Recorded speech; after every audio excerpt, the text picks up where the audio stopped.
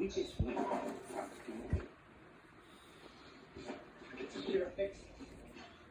Well, I'm not going to hold you long around. Just suffice to say that it is a jungle out there, but if we all work together, we can cut the balls off the competition and be sitting pretty right about.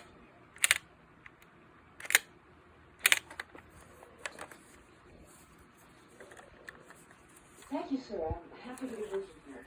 Well, you're a welcome addition and damn prudent too, if I might add. Thank you, sir. Now read that.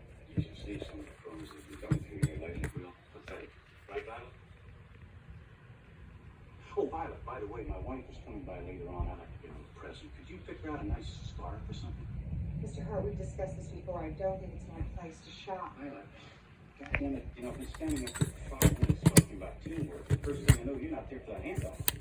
All I'm saying, Mr. Hart, is that my job description doesn't say anything about making purchases for your wife.